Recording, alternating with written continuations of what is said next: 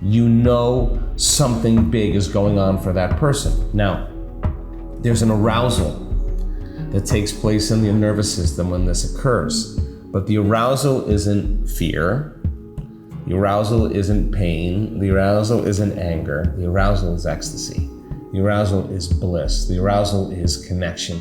It's ineffable. There's no word to describe this feeling of oneness or wholeness. Now, that is a very powerful signal that's coming to the body, but it's not coming from the outer environment. It's not coming from a girlfriend. It's not coming from a sports car. It's not coming from a wardrobe or a football game. It's not coming from anything out there. It's coming from within you. Welcome everyone. If you're new here, my name is Emilio, and I found myself in a very unique and privileged position. I can't believe this happened. Oh my God. All right. You see, I believe that there's a new elevated consciousness that's emerging on the planet right now. For centuries, the mystics and spiritual gurus of the world have pointed the finger towards our true potential and light that we hold as humans. I'm talking about generating harmony and abundance in the world, using our thoughts and emotions to create and consciously create our reality, and heal ourselves not through pills or drugs, but through our own inner pharmacy and accessing an energy field to reverse any illnesses. For so long, these topics were dismissed as woo-woo. However, the universe has gifted us with such a bright soul and teacher who is rewriting what science knows. I'm so humbly thrilled to bring forth his message in this conversation. Dr. Joe Dispenza is one of the world's most sought-after speakers and lecturers, best-selling author of multiple books, including his latest, Becoming Supernatural, and his expertise intersects in the fields of neuroscience, quantum physics, and epigenetics. This conversation felt almost like an out-of-body experience, and I'll tell this story in another video. Dr. Joe's wisdom permeates this whole episode, so it's hard for me to pinpoint the main topic. However, the conversation had the intention of opening your mind and heart, and I see my role almost as a bridge to help get this message across to the future generation of leaders that will create the new earth. So with that said, let's dive in. From the heart, I want to invite all of you to help play a role in spreading this sacred knowledge. This video will get shown to more people if you hit like and comment your favorite quote, epiphany, or if you had any insights. Also, if there's someone that you love in your life, or if you have a community that could benefit from this, please share this with them. And of course, my mission is to keep bridging the new consciousness and helping you look within.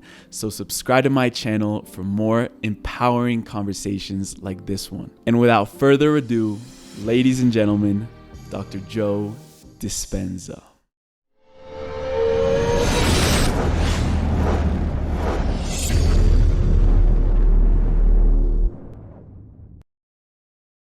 All right, everyone, welcome to the podcast. Today, we have a very, very special guest, someone who has been opening minds, opening hearts for many, many years, and he's been working on changing the nature of science and changing the way people approach their lives, the way people change their habits, their experiences, their past, and their future, and the present moment. We're introducing today Dr. Joe Dispenza. It's a true pleasure to be here with you, Joe. Thank you for coming. Thank you, Emilio. I'm always happy to contribute. Nice to be with you. Thank you so much.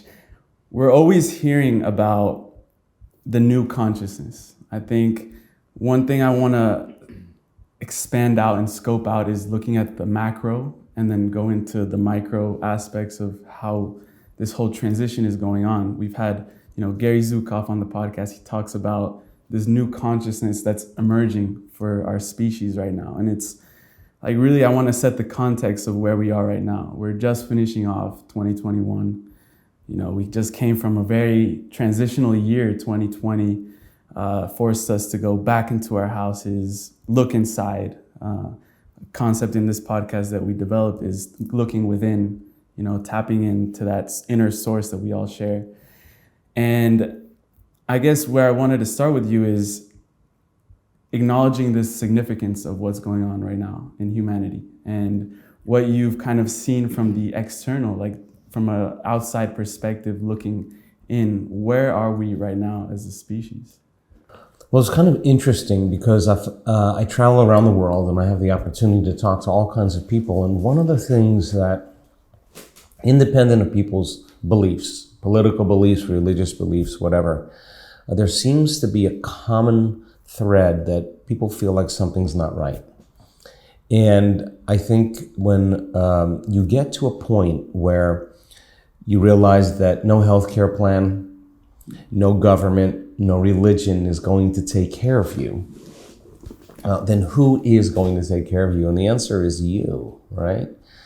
So my interest is to give people the tools and the understanding that they could heal their body, that they could create a better life for themselves, that they could overcome past traumas and scars that were created even as early as childhood that tend to be unconscious programs that keep them repeating the same, scenarios in their life, to teach people how to induce mystical experiences so that it changes the frame of the way they look at reality.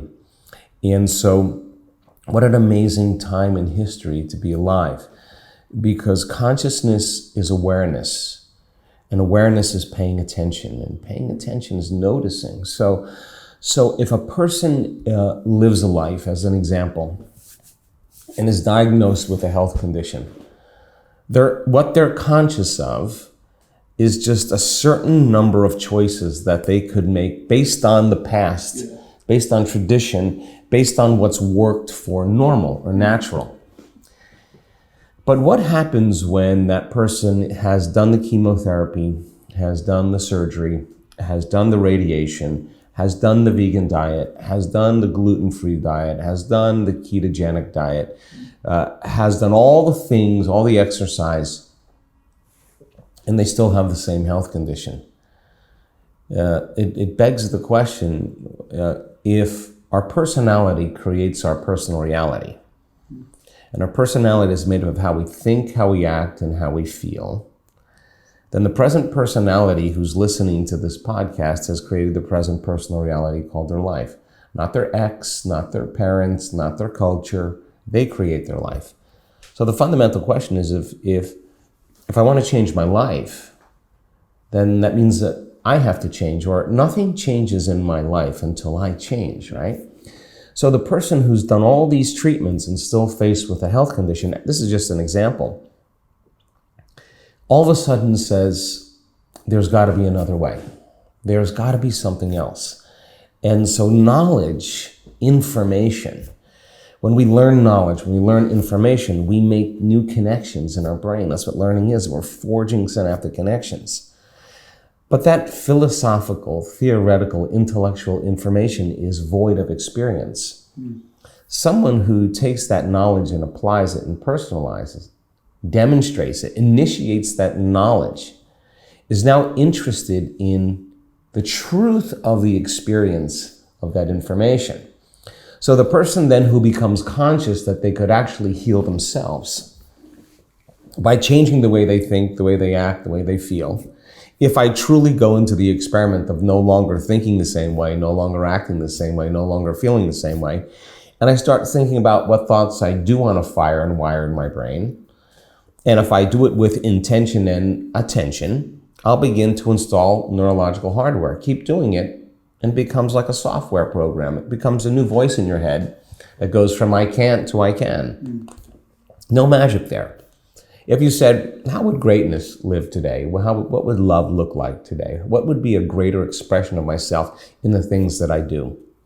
Turns out if you close your eyes and you rehearse in your mind how you're going to be in any aspect of your day, if you're truly present, the brain doesn't know the difference between the inward experience of what you're imagining and the outer real experience. The brain looks like you've already done it. The brain looks like it's already experienced it. Now, do that enough times, the hardware becomes a software program and you start behaving like a different person. Super athletes do this all This the is time. musicians, athletes, dancers, everybody who's good at something is always rehearsing in their mind.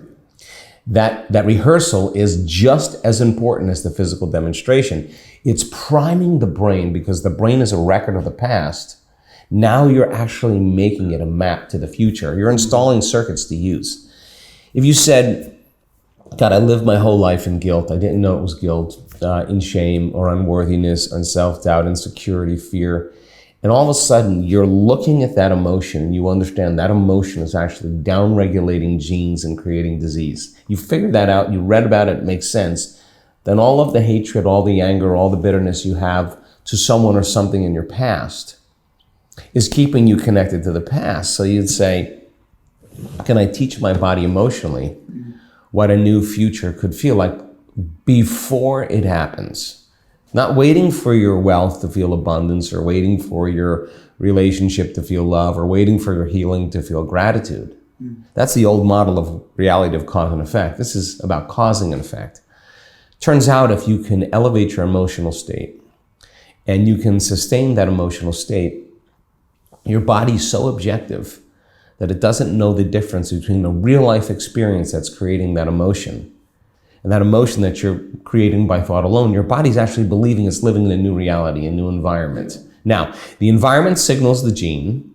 The end product of an experience in the environment is an emotion. That person is actually signaling genes ahead of the environment. Genes make proteins, and proteins are responsible for the structure and function of the body. The expression of proteins is the expression of life. Okay. Every day the person practices going from the old self to the new self. This is what's happening in the world right now. As they start to change and they start unfiring and unwiring and they stop conditioning the body emotionally to the past and practice this, they emerge as a new personality. They become somebody else. And like magic, the disease exists in the old person and there's somebody else. Now here's where consciousness comes in. That person comes to a workshop and they stand on the stage in front of 1,500 people and they tell their story. And everybody in that audience is leaning in. Why? Because they're looking at truth. They're looking at the example. Someone who just got healed from a chronic... I'm talking about stage 4 cancers. I'm talking about Parkinson's disease. I'm talking about rare genetic disorders. And now the person in the audience is becoming conscious of a possibility that they were once unconscious to. And when they see that's possible, it's a 4-minute mile. I mean, 4-minute mile, nobody thought anybody could break a mile in under 4 minutes. They said it was biologically and physiologically impossible. 1,400 people have done it already. So like, this is the 4-minute mile. Someone's piercing through a limitation, a level of unconsciousness. And now that's a footprint in the quantum field. But in 3-dimensional reality, you're looking at that person, they look no different than anybody else. And the person says, if that person can do it, I can do it as well. Now, all of a sudden, what's emerging in the world now because of information is teaching people that there are other possibilities that they were unconscious to. And you don't need an authority any longer. You don't need a priest. You don't need a governor. You don't need a teacher. You don't need a doctor to gain information any longer. Information is available. But the question is, what will you do with it? So if you give people sound scientific information, and science is the language of mysticism, and you combine quantum physics with neuroscience and neuroendocrinology and psychoneuroimmunology and epigenetics and electromagnetism, and make it simple. And don't talk about tradition or religion or culture. That's going to divide an audience, but bring the model of science in. If that person can reason and understand what they're doing with that information and why they're doing it, then the side effect of how they're doing it is going to get easier. And now the application becomes essential. So what we're seeing is this emergent consciousness where people are taking their power back and not relying on anyone or anything for their own personal change or transformation.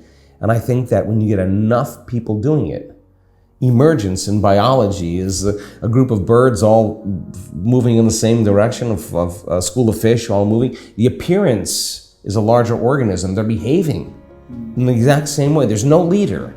When you study that in biology, everybody's leading. So how are we going to change the world? It's not one person, not one consciousness. It's a collective consciousness. And the research says that collective networks of observers determine reality. Get enough people believing in possibility, sooner or later, someone's gonna run into that experience, and you need one. Once you know it's possible, then other people will start doing it as well, just like the 4-minute mile. So in the world right now, I think we're seeing a breaking down of so many conventions, whether it's religion or medicine or the environment or journalism. Everything's falling apart right now because it can't sustain itself, because no organisms in nature live in this kind of abusive competition. Organisms survive in cooperation and connection and communion. Keep people in fear, keep them angry, keep them in pain, keep them all those survival emotions, you'll never have community. You bring people into an elevated emotional state, something innate in the human species says we're empathic to one another, and we celebrate one another, we want to get along with one another, we want to cooperate, we want to resolve issues together. That's who we are when we're not living in stress and survival. Yeah, that's amazing.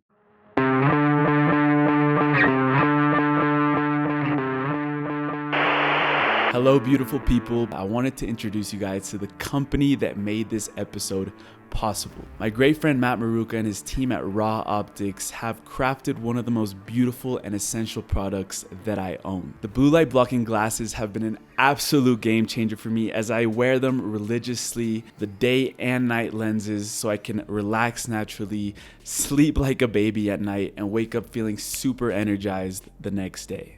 You see, science has shown that light from artificial sources like the light bulbs or screens are actually harmful to our body. They can also disrupt your body's circadian rhythm, especially one of the most important sleep hormones, which is melatonin. Using these glasses, apart from making you look like a celebrity superstar, will actually protect you from all the harmful frequencies of light that are making you less productive, more tired, and irritated. Stay tuned, because toward the middle of this episode, we'll actually bring on the founder and CEO of Raw Optics to give us a little take on why he started this amazing company that I deeply believe in. Wait, you said you want one? You said you want one? You said like I need to get one of those? Head over to rawoptics.com and choose from any of their frames and use our code JUSTTAPIN at checkout and get 15% off from any of your purchases. All right, everyone, enjoy this masterclass with one of the world's greatest teachers of our time. And we hear you talk about this invisible field that we're all connected to. And as young people, we've been brought up with certain programs. And as we had your friend Dr. Bruce Lipton on the show, he explained to us how by year 7, all these programs are hardwired. And then after that, we have to consciously go in there, tap into our subconscious, and then change them. And we think that to get what we desire, the life that we want, that new self, we have to go in a linear path to get it, right? And the way that you explain it, and I'm gonna allow you to explain the quantum model of reality, but just to give an example, if I wanted to get a job straight out of college right now, and I said, all right, I have to fill my resume, make it perfect, send it to 100 companies, and hopefully I'll get an answer, I'll get an acceptance. Mm-hmm. That's linear thinking. How is there a different way to approach that if we want to create a job, a relationship, anything that we desire? That's a great point. So let's unpack that in 2 ways, okay? First, I think people actually do create programs even past the age of 7. I mean, because a program is something that you've done so many times that you no longer have to consciously think about it. It becomes unconscious. So then 95% of who we are is those unconscious programs. So then becoming conscious of your unconscious self, or how many times do we have to forget and go unconscious till we stop forgetting and start remembering? That means The person who's blaming and complaining and feeling sorry for themselves and judging others, for the most part, that's a program. They're not conscious that they're doing that. They've just done it so many times that it's automatic, right? So if the person wants to truly make the change, then they have to really become conscious of those unconscious states. Now, meditation is one of the tools that we use because meditation is a great way to get beyond the analytical mind and get into the operating system where those subconscious programs exist. So of your conscious mind, 5% of your total mind, and then you have your subconscious mind, which is 95% of how we've been programmed. And what separates the conscious mind from the subconscious mind is the analytical mind. And meditation is a great way to teach people how to slow their brain waves down. And just like anything else, it's a skill. The more you practice, the better you get at it. And if you can slow your brain waves down into this right creative state, then you can rewrite a program. Then you can install a new track. You can rehearse a new way of being, right? Now, a person who wants to become wealthy or get the job of their dreams, they still have to fill out all those applications and they still have to apply because that's the process in this three-dimensional reality.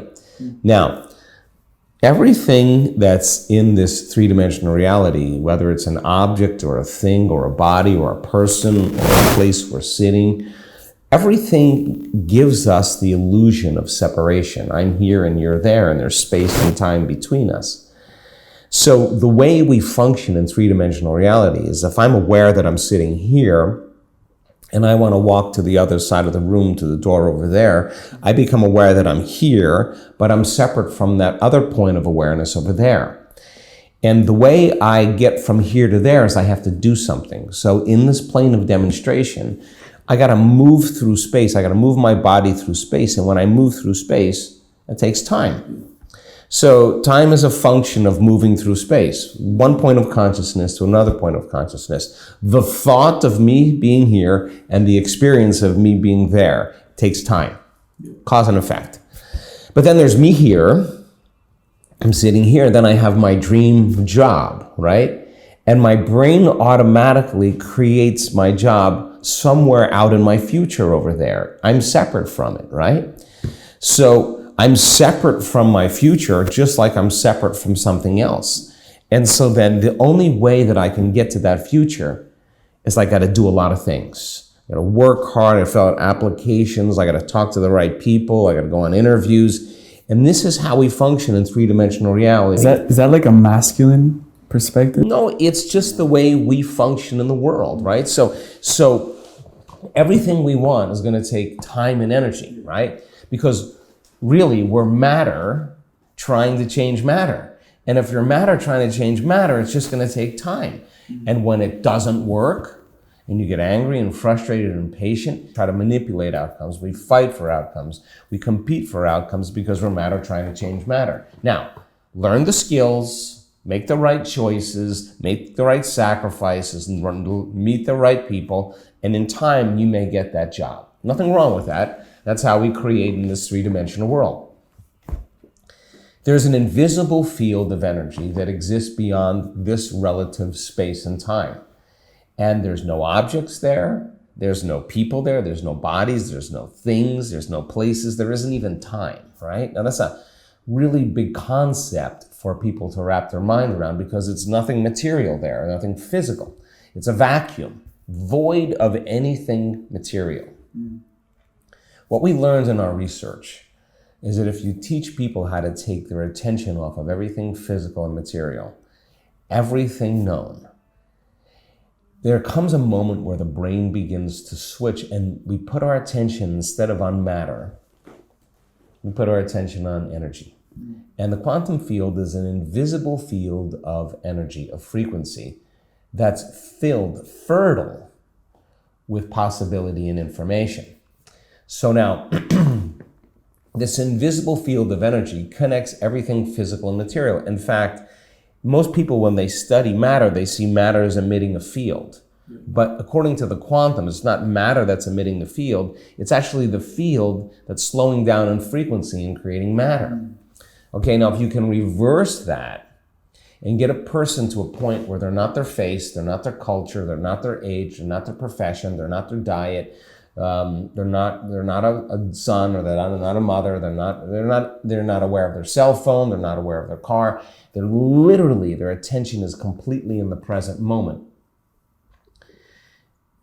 They walk through this little door, they pass through the eye of the needle, and they enter this realm of the quantum. Now, if you teach people how to create from the quantum field instead of from matter, then if they do that properly and they understand the science of how, then they no longer have to go anywhere to get what they want. In other words, when a person can create the right type of energy, the right type of frequency from the field, and there's a vibrational match between their energy and whatever they want in their life, all of a sudden they start drawing experiences to them. Out of nowhere, they get the phone call, hey, I got synchronicity. That's synchronicity. Why? Because you're synchronizing your energy to a possibility in your life. Now, in the quantum, every thought has a frequency. So when a person has the thought of their new job and they can feel the frequency of that thought, it wouldn't be lack, it wouldn't be separation, it wouldn't be frustration. The frequency of the thought of a new job would create the feeling of euphoria, excitement, bliss, gratitude. And thoughts tend to be electric in the quantum field, and feelings tend to be magnetic.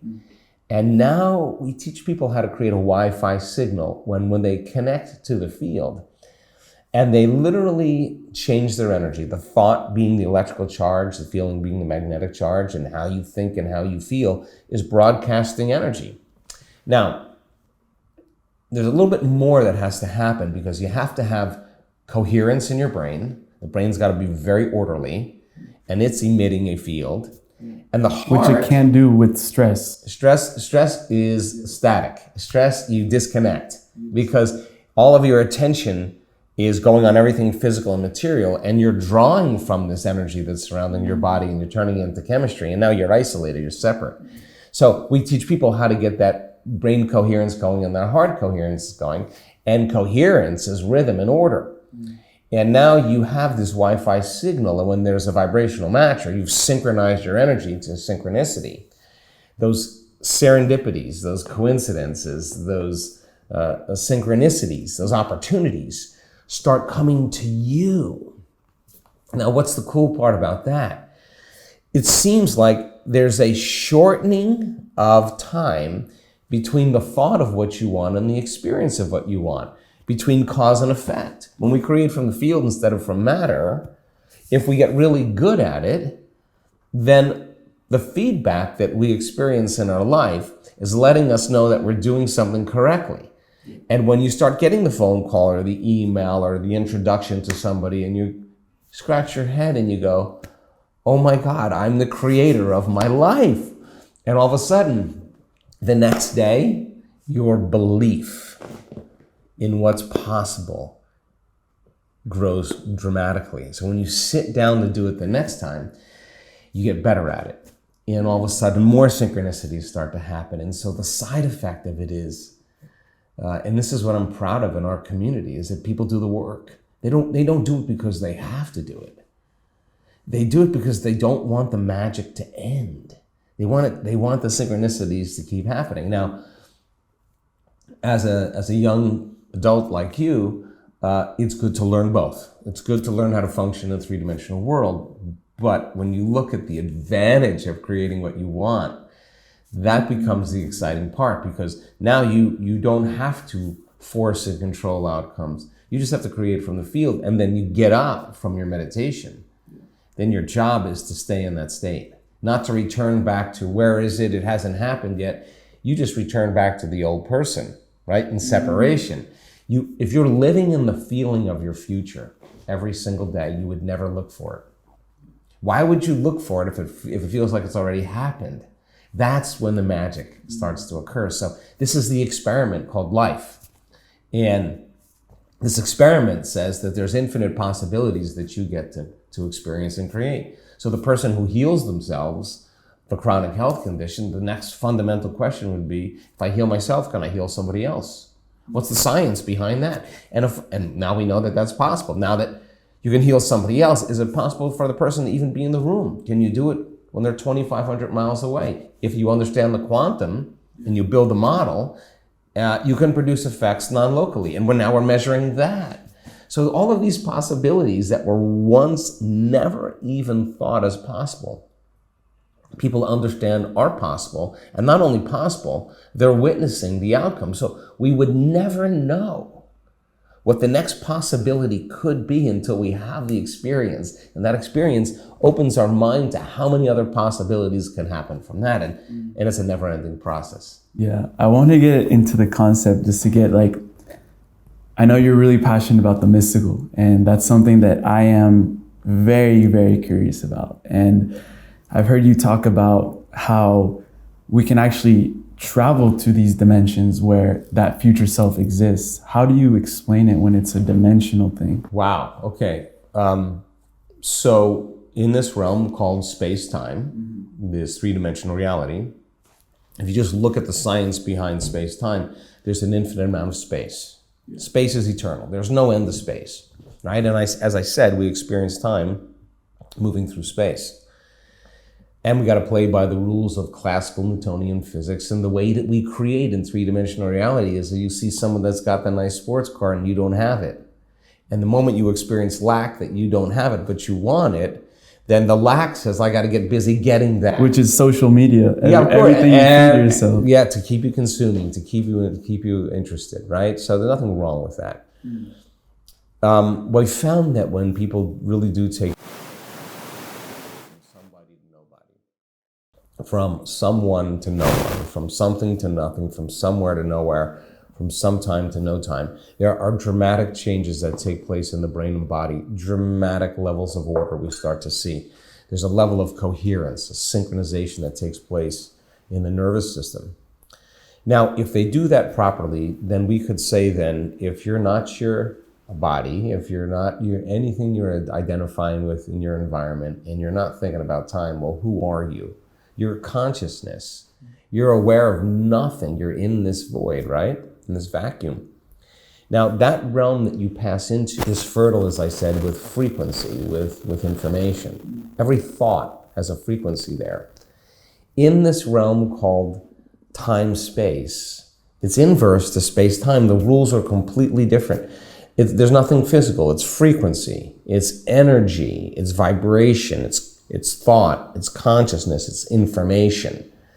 And connection. Everything is connected. There's no separation. It's unity. It's wholeness. It's oneness. Everything's connected to everything else. Now you got to change the way you think when you get to this place.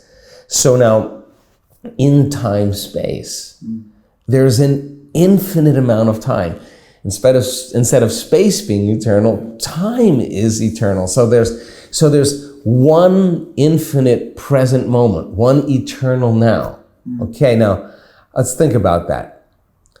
If you had all the time in the world to get things done, how many things could you get done? Infinite. Imagination. Yeah, equal to your imagination. Well, that's the quantum. There's infinite possibilities everything all the time, right? So in the realm of space-time, we move through space from one point to another, and if we want to get there sooner, we move faster. We drive faster, we run faster, we do things faster. If we want to get there, we work harder too. Yeah, we work harder, right? You got to work hard, you got to fight for it, right? In this realm, there's nowhere to go. There's no space, so you're connected to everything. So here's the dichotomy. The way that we change our movement through time space is to change the thought or the frequency, and every past, present, and future possibility is all existing in the present moment. And that's a big one for people to wrap their mind around. So there are dimensions. We can move through times. We can travel through times, travel in a mystical moment to a childhood memory that defined you, and you can see yourself as your adult self and have compassion for that child. and get the understanding that that child didn't have at that time, and it'll change your biology in a second. The person who... Because you're connected to that past. You are that past. You are it, but you're not seeing it as the 7-year-old child. You're seeing it as an integrated adult called Emilio saying, God, I love that kid. That's not the truth. He just saw it that way. It wasn't his fault. He wasn't responsible for that. Oh my God. And now, somehow the memory is replaced from a greater level of consciousness. The person who has been abused physically, sexually, emotionally, who has suicidal tendencies, severe depression, anxiety and panic attacks, endometriosis, weird hormonal things, all because of molestation and abuse in the past. In the present moment, they can see their past from a greater level of consciousness and have such a moment of pure love that they don't want to change anything in their past. They think it's perfect for them now because it brought them to that moment of ecstasy, that moment of freedom. Mm-hmm. Now, as you change your thought or your frequency, you can move forward in time too. And in forward in time, there's an infinite number of possible yous that also exist as potentials. Mm. So when a person has a mystical moment, they're actually accessing information from the field that's very relevant to them. Now, here's the cool part about it. The person is moving into brainwave states that are so elegant, so coherent, so supernatural, so outside of normal, that they could never make their brain do that. It's actually happening to them. And we capture this. And the amount of energy in the brain, from a statistical standpoint, according to mathematics, if you read the articles, they'll say the probability of that brainwave state happening is pretty much impossible mathematically. But if it did occur, it would occur as a momentary phenomenon that would last a millisecond. And here we have somebody sustaining this state for 15 minutes. You know something big is going on for that person. Now, there's an arousal that takes place in the nervous system when this occurs. But the arousal isn't fear. The arousal isn't pain. The arousal isn't anger. The arousal is ecstasy. The arousal is bliss. The arousal is connection. It's ineffable. There's no word to describe this feeling of oneness or wholeness. Now, that is a very powerful signal that's coming to the body, but it's not coming from the outer environment.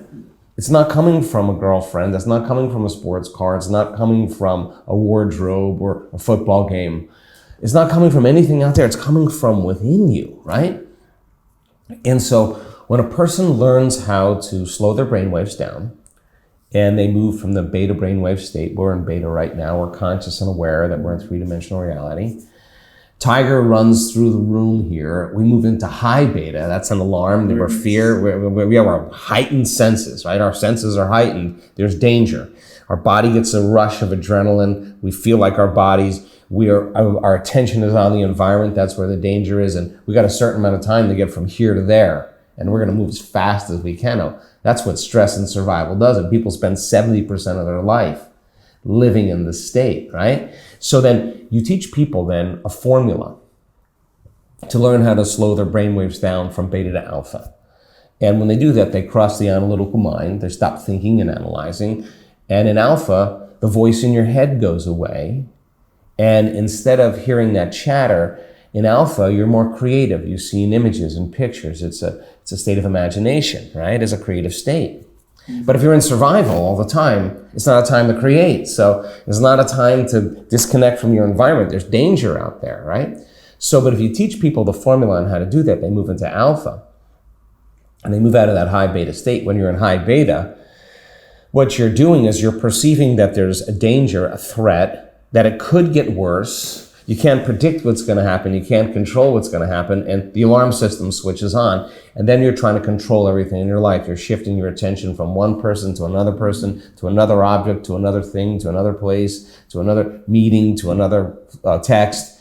And every one of those elements that make up your identity, that's identifying with your three-dimensional reality, has a neurological network. So like a lightning storm in the brain, the arousal distress hormones causes your brain to fire out of order. Very incoherent. You lose your Wi-Fi signal. They're static, right? And we're separate now.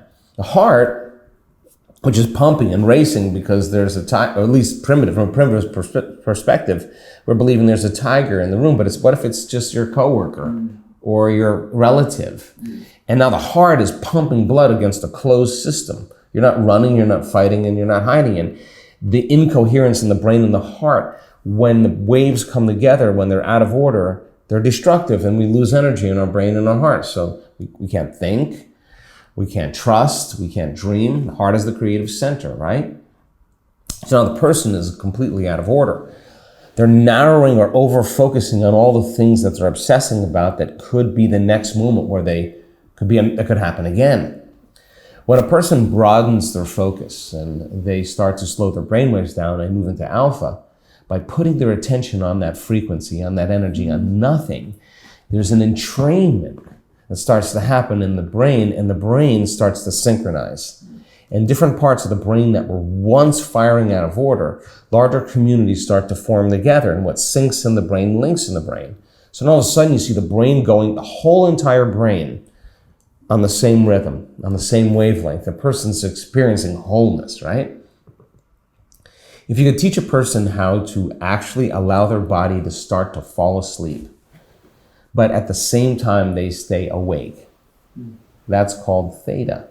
And in theta, that's a very hypnotic state. The door between the conscious mind and the subconscious mind is wide open to information. Now here's the relevant part. The person in their meditation is not getting information from their environment. Their eyes are closed. There's music playing in the background. They're not eating, they're not tasting, they're not smelling, they're not feeling and touching.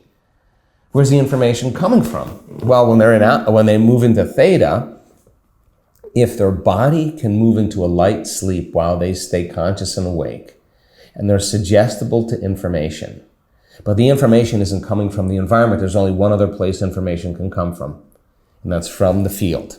Because everything that's frequency in that field carries information. So when the person puts their attention on frequency, all of a sudden when there's a resonance between the brain, or harmonic between the brain and the field, the brain starts accessing information from the quantum field, and the person has a full-on sensory experience without their senses. They move to another dimension.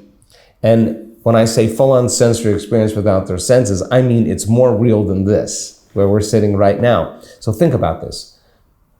If your senses were heightened by 30% right now, everything you were seeing, everything you were hearing, everything you were smelling, everything you were tasting, everything you were feeling, if your senses were heightened by 30%, your awareness of everything around you would be heightened, right? Awareness is consciousness, and you can't have consciousness without energy. So we see these dramatic changes of energy in the brain. We know the person's connecting, and the arousal is activating a little gland in the back of the brain called the pineal gland that acts like a radio receiver. It literally has crystals in it that's transducing. They call it a transducer. In our brain. Right in the back of your brain. It's transducing like a radio receiver, like a TV antenna. It's taking that frequency and de-encoding it, descrambling it into profound imagery. And the person is all of a sudden in a whole nother space and a whole nother time. And they're not wearing this costume to the masquerade. They're in another world. And so think about this.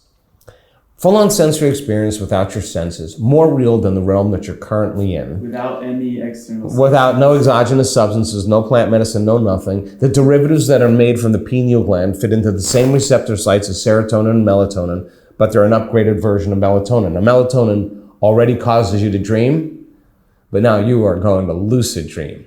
Melatonin already causes you to relax. You're going to make a benzodiazepine that's going to shut off all the survival centers in your brain. Your brain's going to make Valium. You're going to be chillaxing. Melatonin is already an antioxidant, anti-aging, anti-heart disease, anti-stroke. And all of a sudden now, you're going to produce two derivatives, the most powerful antioxidants known to man. Take the molecule, tweak it again, and the same chemical is found in hibernating animals. Hibernation, body goes into stasis, no sex drive, no appetite, no preoccupation with the environment. The body now, you don't even know you have a body. Take the molecule, tweak it again, and you got the same chemical found in electric eels. What's that have to do with anything? Well, electric eel has an enormous amplitude of energy in their nervous system, and we get these high amplitudes. Now, the person has experienced a whole nother aspect of themselves, the unknown self. Not the self that you're aware of, the unknown self that is dimensional. And the biggest lie that we've ever been told is that we're linear beings living a linear life. We are dimensional beings living a dimensional life. Now, that experience is being recorded in the brain. That's what experience does. The emotion that the person is feeling, the arousal of ecstasy, the arousal of bliss, it's not coming from out there. The person is awakening to this feeling, right? And the side effect of this transformative moment, this transcendental moment, is an upgrade in our biology. Sometimes you see the eczema on the person's skin they had for 10 years, then it's gone. It's gone. You see the Parkinson's, then it's gone. The person's been blind from a stroke for the last 2 years, they're seeing now. The person's been deaf for 10 years because of a rattlesnake bite, they're hearing again. Did they come with the intention to heal that specific? Sometimes yes, sometimes no. But what's happening is lights are out in the thinking neocortex and the autonomic nervous system, the limbic brain. That's where those high amplitudes of energy are happening. And the autonomic nervous system controls and coordinates all other systems. It touches every other cell in the body. So now you have a faster frequency, a more coherent frequency, and the frequency that's traveling through the autonomic nervous system is carrying information from the field of holism, of oneness, and it's jiggling the cell, and all the cell does is emit more coherent light and information, and the person in that moment is transformed by energy. Energy is informing matter. So now, when that person comes back to their identity, when they come back to Emilio, since experience enriches the brain, and we don't see things how they are, we see things how we are, that inner experience broadens their spectrum of reality. They see things that they never saw before because their brain wasn't wired to perceive it. At the same time, the feeling that they feel, and we've mapped this in the brain, the area of the brain that gets very excited during this moment is an area that creates long-term memories that are associated with love, joy, and bliss. The person is not in any pain at all. And that feeling tends to replace the guilt, the sorrow, the loss, the grief. In one instant, the person feels like they're a different person. So my interest is in demystifying that process. Why? Because science says that we perceive 1% of reality. Now, don't exclude yourself from that formula. You are part of reality. So when the person has this discovery that they're not this person, that there's infinite possibilities that they could live in or exist in, it changes the game dramatically. You cannot go back to business as usual because you're discovering some aspect of yourself that you were unaware of because you were living in three-dimensional reality. So when we've been mapping this in our studies, we now know how to induce the state. We know how to predict it. On a brain scan, I can say, oh, this person's about ready to have a moment, and we can replicate it. And so we're teaching people how to actually access information from the field for that transcendental moment, right? And that's the pineal gland is the connection between the physics of the quantum field and the biology of the brain and body. And it's a latent system in the brain that we teach that once activated can actually really cause a person to have a full-on mystical moment. All right, what's up, everyone? I wanted to bring you this brief intermission. We're here with my friend Matt Maruka. He's the founder and CEO of the sponsorship of this episode, the company that made this possible. We both just came back from a week-long retreat with Dr. Joe Dispenza, and we just got our mind and hearts exploded. And I wanted you guys to feel Matt's energy. We've formed a very special bond and relationship over the past months in making this episode happen and work in the best way possible for you guys. I wanted to introduce you guys to Matt, and in a few words, Matt, tell us the core why of Raw Optics. Hey, brother. So first of all, thanks for the opportunity. I'm so grateful and blessed that I got to be a part of this experience. I'm sure you told, the audience about how this whole podcast came to be, and it's a really, really cool story. So, I started Raw Optics out of my own personal desire and need. Like many people who are listening to this, I really felt that we all have the potential to be far greater than we can imagine, like Dr. Joe teaches. And when I was younger, suffering with a bunch of different health issues, I started just looking and asking the question, is there more? And I tried all these food diets, like Dr. Joe says, matter to matter. And it just didn't really move the needle as far as I felt I needed. I came to light after reading all these different articles and books and things, and learned that light actually controls our body's circadian rhythm, the rhythm that controls all of our hormones and neurotransmitters. Light controls energy productions in our cells, our entire metabolism. Light controls our mood. Light controls our brain waves. It's huge. It's something even Dr. Joe speaks about, here and there. And I learned that too much artificial light at night was one of the hugest issues we're facing, along with not enough sunlight in the morning and during the day. And so I learned these blue light blocking glasses to block the wavelengths of light, specifically blue light, that disrupt our body's clock, disrupt our circadian rhythm, disrupt our sleep, and disrupt the production of that key hormone melatonin. And the thing was that the styles that were available, the products just weren't attractive. So for me, it was, how can I take this super high level information that's helped me to improve my health, improve my sleep, improve my energy levels, and actually make it something that I would feel confident about wearing? I was in high school when I was learning about this, so I didn't feel confident wearing unattractive. I didn't feel confident wearing an unattractive pair of safety goggles to a party. So how can I combine advanced high-level lens technology with really, really stylish and attractive frames, which no other blue light blocking glasses were doing? And that's really why Raw Optics were born. And that's, just was my own personal experience, and it's what I want to bring and give to the world. Amazing. And I want people to really support your mission because, we are the next generation of entrepreneurs, intentional and conscious entrepreneurs. And I see a lot of that in you, and you've inspired me so much. Just to leave people off, what are some of the main 3 benefits that they're going to get when they wear these pairs of glasses? Yeah, super simple. So I can bring it to a real world relatable example. The main effect of lack of sunlight in the morning and too much artificial light at night is circadian rhythm disruption. It means your cycle's thrown off, basically, your daily cycle. Like, women have their monthly cycles. We all have these rhythms that run in the body, but our sleep and wake is the most important every day. So by protecting this system, by getting morning sunlight and blocking blue light, especially at night, but even during the day if we're in an office, you can expect to have more energy in the morning and naturally be more relaxed at night, and then have a better and more stable mood throughout the entire day and more energy. The 2 things that people are using right now to compensate for this issue, the biggest industries in the world, coffee in the morning to wake up and alcohol in the evening, or sleeping pills to depress the nervous system. But this is supposed to work naturally with light in the morning and absence of blue light at night. So that's why they work, and that's how they work. Yeah, I love the concept of going back to our ancestors. And for someone who's really resonating with everything that you're saying, where can people grab a pair of these beautiful, beautiful designed glasses with our discount code? So that would be rawoptics.com. That's RA, like the Egyptian god of the sun, healing, and medicine. The Egyptians knew a lot of this stuff, so they worshiped the sun in many ways. That's rawoptics.com. Amazing. And the discount code? Yeah, the discount code, I believe it's just tap in for 15% off, only for the listeners of your podcast, this podcast.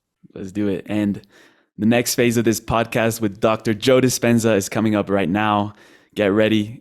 You're in for a wild one. It's an amazing amount of information. So all the love, brother. Thank you so much. Thank you so much, Emilio. Really appreciate Thanks for your work.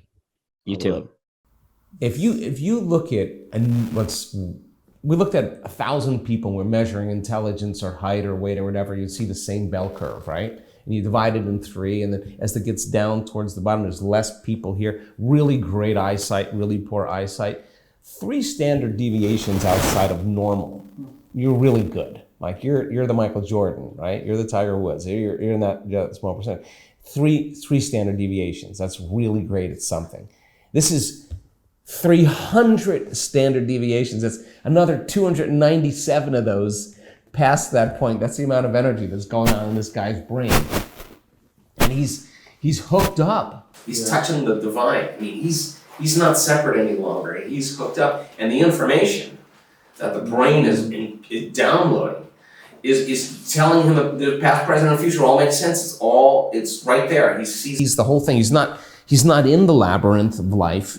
He's looking down at the labyrinth of life, and he's seeing it from another dimension. Yeah. Now, I don't know about you, but all you need is one of those, and you just can't go back to being the same person again. You know too much. Yeah. And it's like, well, if you think of humanity as an organism, and then each one of us are the cells in that organism, one person awakens, one person has this transcendental experience.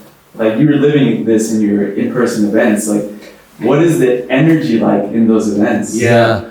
So it's a really great question because we're studying that now. Mm. So in the beginning, we started studying the collective energy of the room. And every single event that we've done, the energy from that event, the next one we do is greater than the previous one.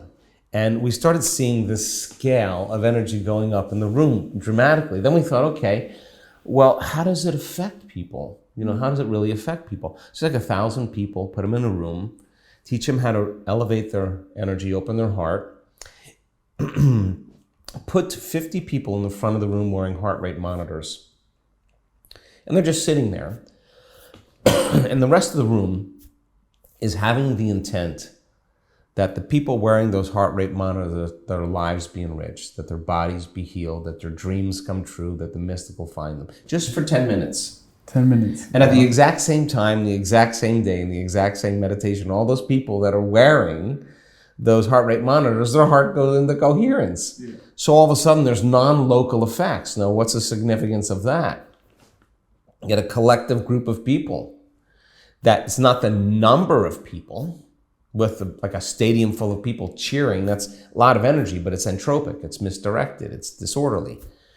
A smaller collective network that's more coherent with brain and heart coherence, stronger signal, greater effects. So what we did was we started using these sophisticated random event generators. Random event generator, okay, a sophisticated coin toss. You toss a coin, and it's heads or tails, and if you keep tossing it, the more you toss it for the whole entire day, because there's only 50-50, the more you toss it, the more it looks like it's going to be 50-50, right? So those are random. You can't control that because that's just the flip of a coin. So they have these computer programs where they do the exact same thing. They randomly are recording heads or tails, ones or zeros.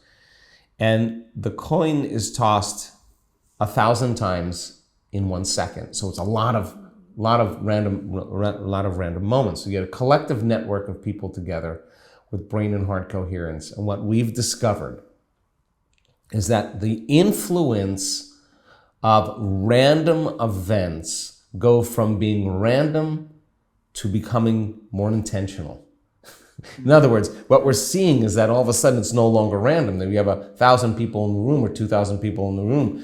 The energy of the room is actually affecting random events to become more intentional. So now, how are we going to change the world? How are we? It's not enough to just do a peace gathering project in a city where crime rates go down, violence go down, there's economic growth, less car accidents. Great, that's a great thing when you're measuring it. But when the meditators leave, after a period of time, it just returns back to normal. It's not enough to just focus on peace. It's time to live the prayer. It's time to demonstrate peace. So then it turns out that the brain actually synchronizes with people you hang out with. People who call it with people you're with. You start behaving like them. You start thinking. Your brain actually looks like their brain. So you get a collective network of observers all hanging out together and focusing on some really big things, and they know brain and heart coherence. They can cause seemingly random events to become more intentional. without really having to, protest or whatever. You change the field, and you get enough of them doing that, and you start producing outcomes. Wow. So that's amazing. And we're literally creating a new human right now as we speak. Your book, Becoming Supernatural, we see what is possible with what you guys are studying, what you guys are uncovering in these events, in your meditations. I wanted to ask you, right now, as you begin to observe how these people are tapping into these states, radical healing, intuition, the remote healing from different parts of the world, what is, what are we creating right now? We're getting a biological upgrade, but what are some of these capabilities that we're tapping into that we're going to see in the years ahead? God, Emilio, it's such a great question. It's so funny because if you asked me this question, Joe Dispenza, 2 years ago, I would have said, yeah, we probably see a little of this, a little of that. But in our events, it's not uncommon for someone to stand on the stage and say, I was blind and now I'm seeing, I'm deaf, now I'm hearing. I had stage 4 cancer that spread to my bones, my liver, my lungs. We had a cancer researcher on the stage just last week. Cancer researcher with a very, very aggressive sarcoma in her uterus.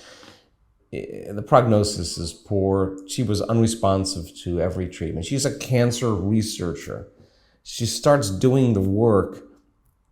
All of the cancer that spread to all of her organs and bones completely gone. Cancer in the uterus completely gone. She has no sign of cancer. So she discovered the cure for cancer, and it wasn't anything out there.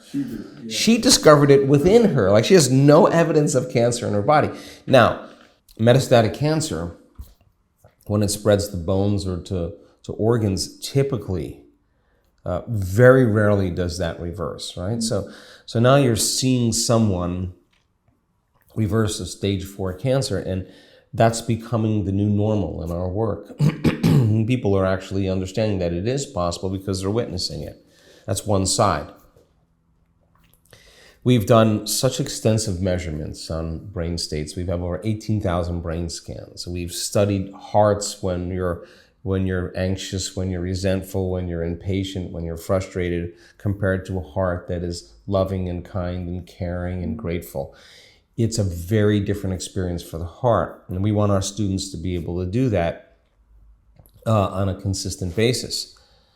We've seen immune systems get stronger by changing fear to gratitude by 50% in 4 days. We partnered with the University of California, San Diego recently, and we started studying thousands and thousands of biological markers in the blood of people during meditation.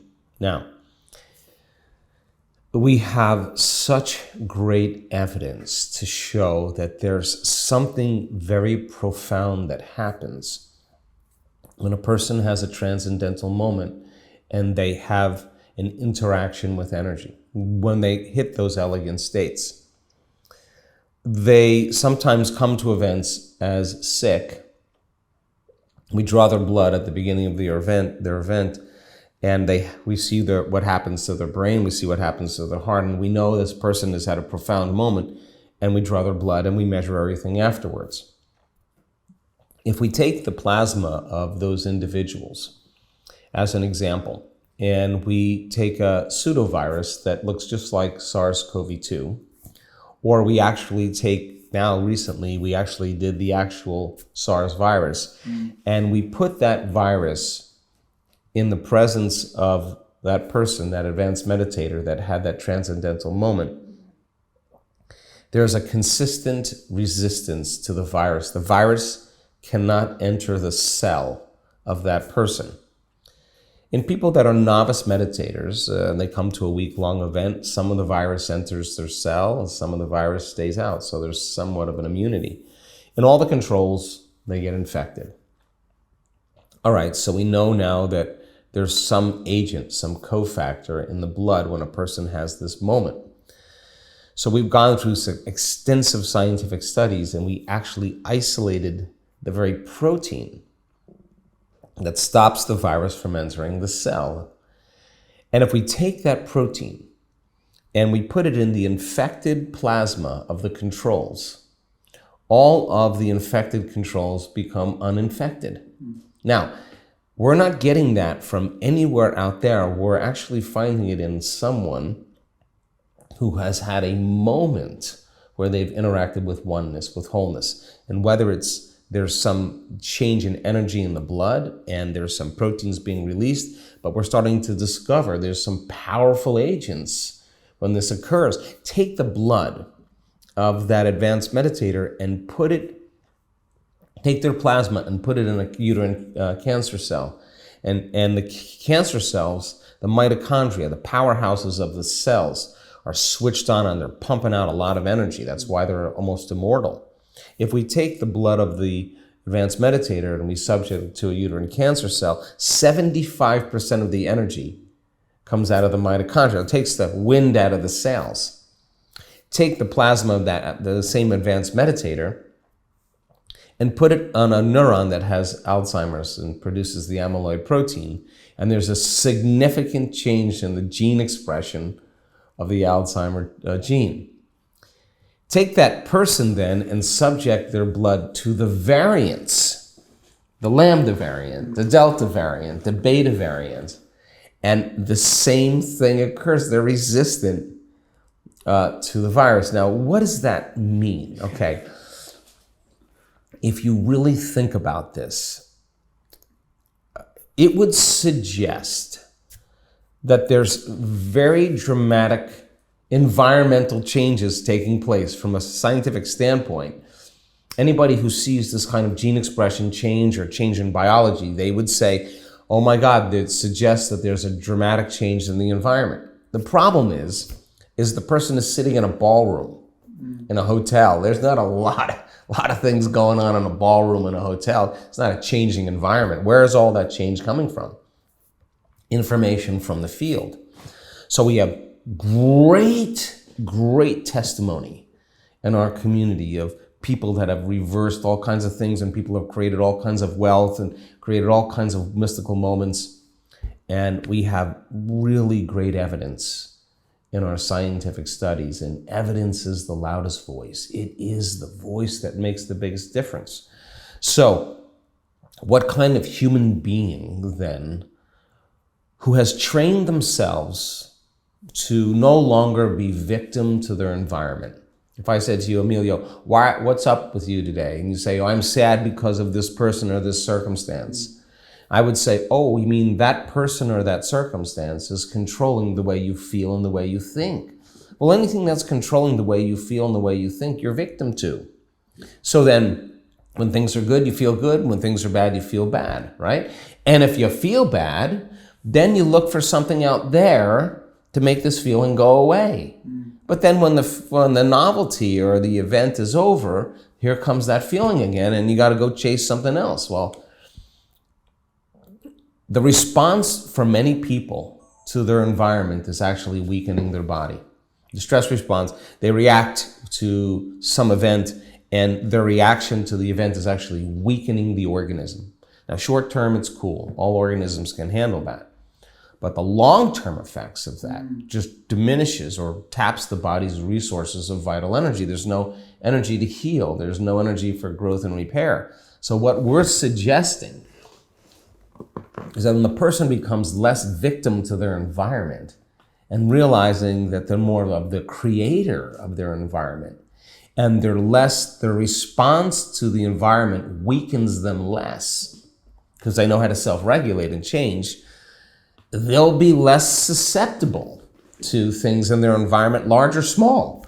And creating a life that is meaningful for a person, someone as young as you, and you start seeing that you're actually creating it, every time you get feedback, a breadcrumb from the universe saying, Emilio, keep going, keep your head down, keep going, you're going to run into something big.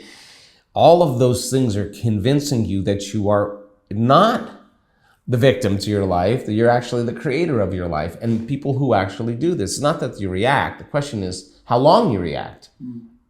And teaching people how to move out of those states and back into homeostasis, back into balance by self-regulating with their eyes open, getting so good at doing it in their meditation with their eyes closed that they could actually do it with their eyes open in their life. Now it's a different game. So get enough people in the world becoming less reactive to their environment. They're less controlled by their environment. And the side effect of that is there's a huge change in our biology, huge. I could say right now with certainty, I can say that if people commit to, say, as an example, 7 days of an event that we do, I can say there will be so many biological changes that take place in their body. We have the evidence that says that. We have such profound hope for humanity in what we're discovering. Wow, this interview, I don't really know if I would call it an interview. This has been a journey, and thank you for speaking your truth. Thank you for doing the work you do. I have a couple wrap-up questions, Sure. Really geared toward the younger generations, the leaders of the future. And before that, I just wanted just to know, where can people dive into your work deeper? You've mentioned your events. We have the books. We'll put everything in the links in the bio. But where would you say is the main direction you would send people for your work? Gosh, I think, the website's drjoedispenza.com, and we have a new course called The Formula. It's 12, episodes, 30, 40 minutes with 5 meditations. Good beginning level, get into it. But the real magic is our week-long events. I mean, that's where you see profound miracles. And so to do a week-long event, you have to do the intensive and progressive workshops as a preparation. So the online course is a good preparation. You learn the basics there. But we run these big events around the world because I really think there's something that happens when you get a group of people together in 3-dimensional reality. All colors, all shapes, all sizes, all ages. We have 7-year-old kids and we have 91-year-old people.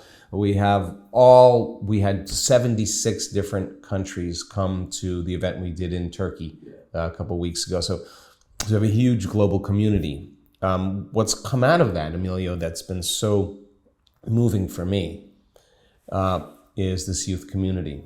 We have hundreds and hundreds of kids now under the age of 25 or 26 that come to our events, and they come in legions. Mm-hmm.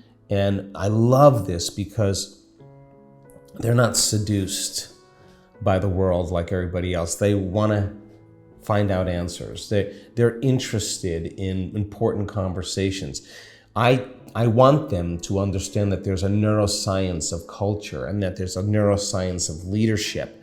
And when you can teach people that neuroscience, they can lead properly and they can change a culture. They can understand what true cultural change means.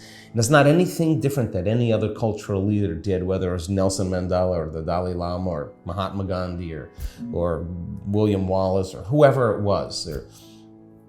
There's a biology to personal change and transformation. So we have this emerging youth that has to resolve the problems that have been created by this past generation from a greater level of consciousness. And that means when everybody else is angry and everybody else is frustrated, you're going to have to show compassion. And when everybody else is fearful and worried, you're going to have to show courage. When everybody else is racing and rushing and competing to succeed and climbing over each other to get to the top, you're going to have to learn how to be in the present moment and draw it to you. And I think if you do that in the beginning, it feels unnatural because everybody else is doing something else. But how do we become supernatural unless we start doing the things that feel unnatural? So anger is not going to resolve it. That's actually what's created. Prejudice is not going to resolve it. That's what's created it. Greed is not going to resolve it. That's what actually has created it. And so we're in a time right now, right before our eyes, we're watching the world in many ways experience such extreme polarity that the wobbling of polarity is breaking the system, right? And it's creating chaos. There's disorder. Chaos is no longer the known. We're in a big unknown right now. So when there's brain and heart coherence, God, we have such incredible data. If I trained you on how to do that, you could be running around doing 1,000 different things, and I could say, Emilio, sit down. You got 15 minutes to synchronize your heart to your brain. We do this all the time. Whether the young guy is running around chasing his 1-year-old, 2-year-old kid, one of my staff is running around doing 1,000 different things, sit down. They sit down, and all of a sudden, the music starts, and you see them start moving in, and all of a sudden, you see this beautiful low frequency take place in the heart. And once we see that and it starts to build, you see the parasympathetic nervous system go up, which means either relaxing, and then the parasympathetic nervous system goes down and the sympathetic nervous system goes up. And all of a sudden the brain moves into those gamma patterns, and that person, the heart is informing the brain. The heart is telling the brain it's safe to create. The heart is giving the brain information. We actually see this. Now, The heart has intelligence. the brain thinks, but the heart knows. So all of a sudden, the heart says, Emilio, it's time to create. You're out of survival. And you get these incredible ideas. You get the mystical moment. You get the understanding. You get the download. You get whatever that is. People can do that now on command. Now, why is that important? Because most people are stressed, in survival, and unconscious in a program, and racing and rushing to try to make that feeling of emptiness or pain go away. And they're lost in the illusion of separation, thinking they need the outer environment to do it. Chaos is happening. You got to be the eye of the storm. You got to be relaxed and out of survival and awake. And heart and brain coherence means relaxed and awake. So then we take our youth, and we're investing in our youth right now because they're going to be the leaders of our future. We want to teach them what leadership truly is from the heart. We want to teach them how to make changes that are permanent. We want them to consider the whole. We want them to come up with ideas that we will be interested in supporting and backing, that will create that kind of cultural change that takes place. And most importantly, that they get along with one another. I mean, why can't we just get along with each other? Take away all the governments, take away all the different cultures, and you see people you see art events, 1,000 people, 2,000 people, all races, all cultures, we all get along. Everybody loves everybody. I mean, that's who we innately are. Yeah. Now, you get a collective group of people together and they start healing other people remotely. I want that person who's been healed. I want that person, when they report their healing, we have everybody sign the day where they were in that healing. I want to be able to call you up and say, Emilio, you were one of the 8 people or 7 people that healed that person of cancer. You're one of the ones that did that, right?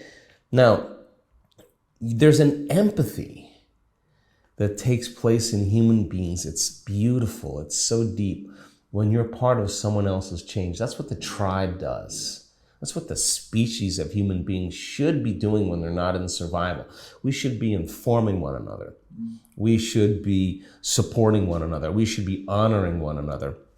We should be healing one another. We should be shining for one another to show others that they can shine. That's who human beings are. That's the way this culture, or the way the species is going to have to unify during a time of incredible chaos, because community is the future, and we're investing in our youth, and we're investing in their community, and we're going to groom them to be leaders. We're going to groom them to be the eye of the storm, to be relaxed and awake, present and conscious, instead of unconscious and stressed in the program. We're like everybody else. And so if you're no longer seduced by your emotions and you know how to control them, You'll be very selective to information. And while the flock is going that way, you may be looking the other way. And that's what I want enough people to do. And that's the call of action right now. I think that's what you're really speaking into. And I wanted to just ask you these last couple of questions. We're trying something new. I'm going to call them, let's say for now, the trio. And the first one that I wanted to ask you is, what impact or wisdom do you want to leave on the young generation and future leaders of the world? Yeah. Well, I think that the demonstration of greatness is so important right now. People are looking for it and they can't find it anywhere. And we can't wait. You cannot wait for someone else to lead. You got to show people what compassion looks like. You got to show them what kindness looks like. You got to show them what equality looks like. You got to celebrate successes in others. We have to be that all the time so that we give people permission to do the same, right? So my hope is that if we can change individuals one by one, we're going to change the world. And that's it.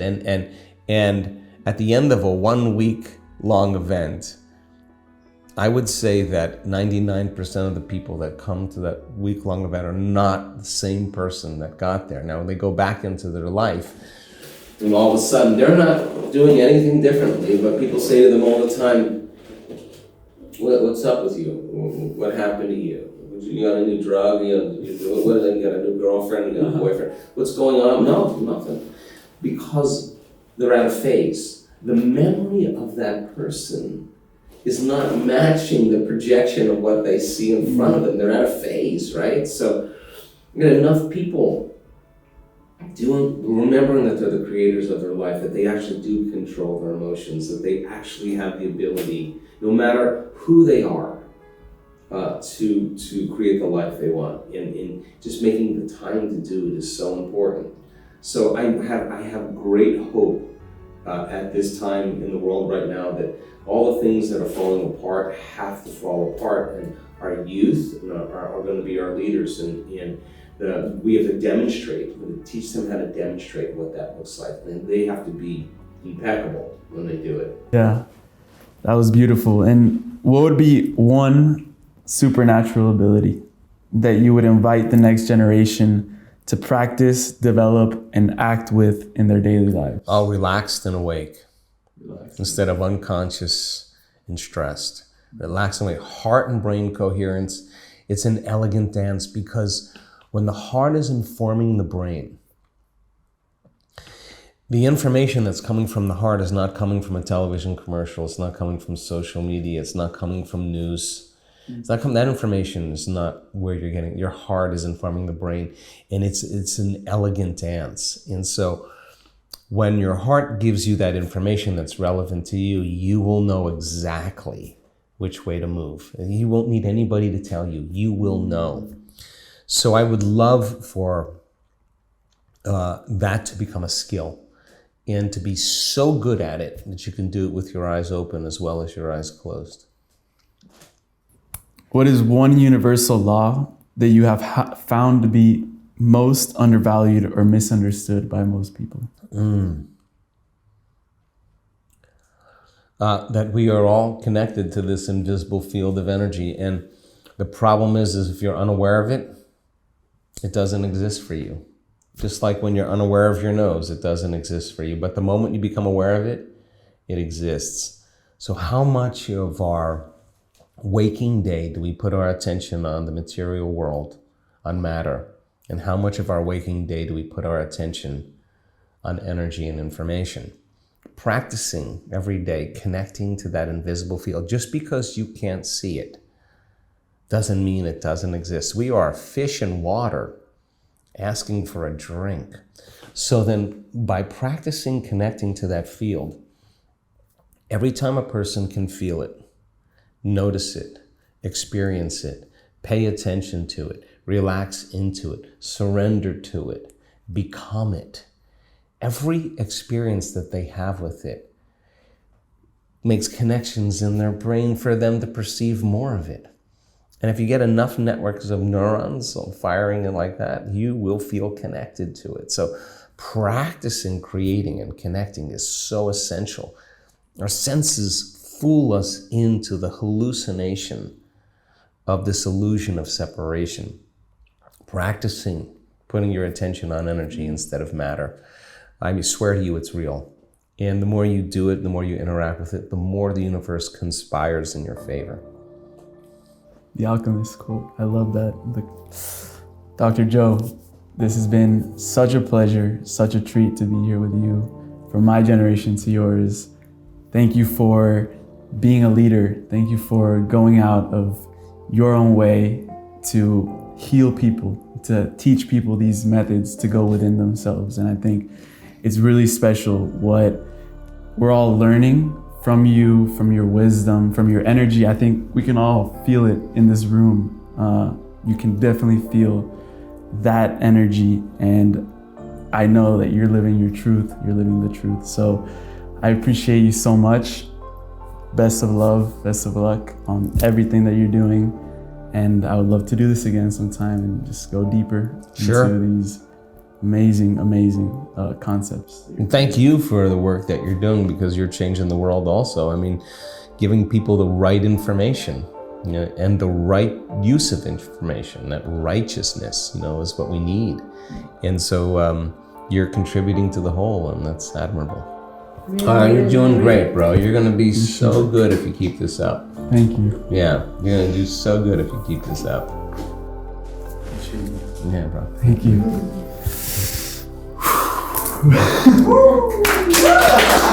You doing?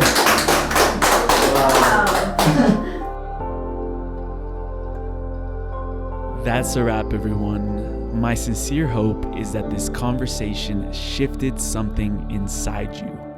My call to action is that you don't go back to your normal life and allow yourself to fall into the old self. Something changed if you received this message with an open mind and heart. Ask yourself how the new you is going to show up. What emotions no longer belong in your future? And what will you magnetize in your life as a result of the internal work that you're putting in? My deepest gratitude for everyone that played a part in making this conversation a reality. And I want to thank everyone listening for giving this message ears to receive. I invite you to keep this conversation going and give it wings to fly by sharing it with the people you love and would benefit the most. This is just the beginning, so make sure you're subscribed to this channel, and let's continue to evolve and bridge the new consciousness.